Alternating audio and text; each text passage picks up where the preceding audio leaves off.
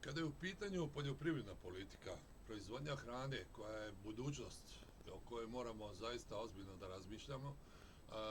mi danas, znate i sami, imamo dosta proizvoda koje uvozimo i koji su sumnjivog kvaliteta. Ono što bi povećalo privredu i privrednu aktivnost u Doboju svakako je taj segment poljoprivrede. I to iz dva posebna, da kažemo, ugla. Jedan ugao i podrazumijeva velike poljoprivredne proizvođače, to su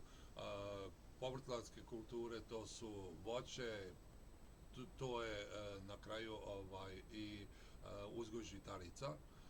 Naravno, iza toga nalaze se i određeni poljoprivredni proizvođači koji uzgajaju stoku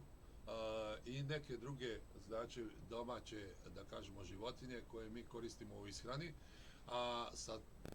poseban segment koji bi ja ovdje izdvojio jeste taj jedan segment gdje imamo proizvodnju pčelarskih proizvoda, gdje imamo proizvodnju rakija, a gdje imamo proizvodnju nekih specifičnih proizvoda koji su autentični za područje grada Doboja, svih naših sela, znači Ozrena, Trebave, Vučjaka, Knjina i grada Doboja i svih naroda i narodnosti koji žive u Doboju. Ono što je jako bitno jeste da budžet grada Doboja u budućnosti mora biti takav da jasno se prepoznaju te strateške odluke i moraju biti implementirane u budžetu kao stavke na način da se transparentno sredstva troše za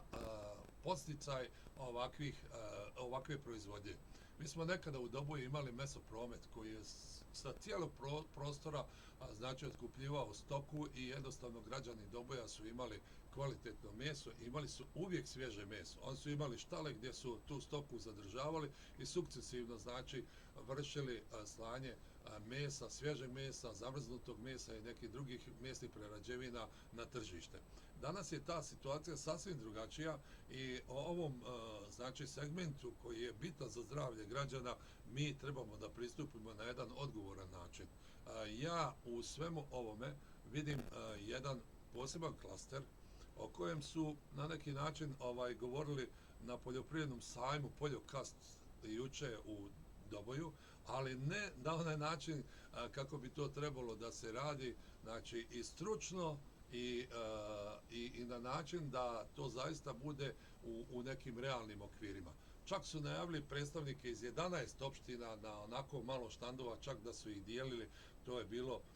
da kažemo jedno predstavljanje više u predizbornoj kampanji nego li bilo šta drugo. Tako se na kraju i činilo na licu mjesta, iako radost tih lica koja su bila tamo, znači ljudi i domaćica koji su željeli da porazgovaraju sa svakim, da zaista ponude ono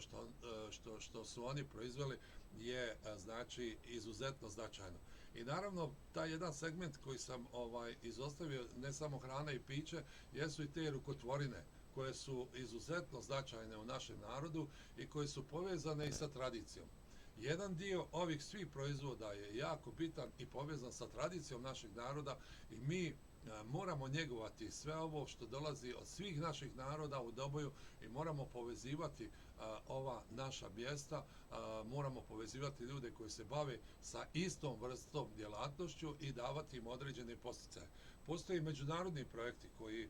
aktivno daju podršku na odgovarajuće načine, čak finansijski, i kroz određena udruženja koja bismo mi formirali na ovaj način ili klastere, mi bismo obezbijedili njima određenu podršku. Svako ko radi na selu konkretno ili u gradu i ukoliko želi da pomogne da se nekakav proizvod predstavi sa geografskim porijeklom i kao autoktoni, on može da lako pronađe kupca bilo gdje u svijetu. Mi moramo da u gradu Doboju osim toga ponudimo i nešto što se zove autoktona Dobojska kuća. I ja to zamišljam kao jedan objekat u kome će se nalaziti svi proizvodi naših naroda i narodnosti i koji žive u Doboju i u okolini Doboja. To su proizvodi sa Trebave, Ozrena, Vučjaka, Knjina, iz Doboja i kao što rekao svih naroda, ponavljam ponovo, koji bi bili atrakcija za sve turiste koji dolaze u Doboj, koji bi bili izuzetno prepoznatljivi, jer dobojski ćevap, na primjer, je jedan proizvod koji je različit u odnosu na banjalučki ćevap, u odnosu na sarajski ćevap, na kraju luk koji dobijete uz ćevap u sva tri ova grada, on se razlikuje. Mi smo možda najpribližniji po tom samom dijelu ćevapima koji su iz travnika, odnosno travničkog ćevapa. Isto tako, na području Doboja niko ne pije onako ljutu rakiju, kao što se pije tamo u Krajini ili nekim drugim mjestima i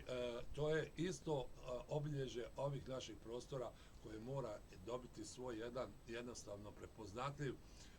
upečatljiv značaj na tržištu i naravno pronaći kupce koje mi želimo da jednostavno vidimo kao buduće konzumente i to na tržištima koja nisu samo u regionu već i u svijetu.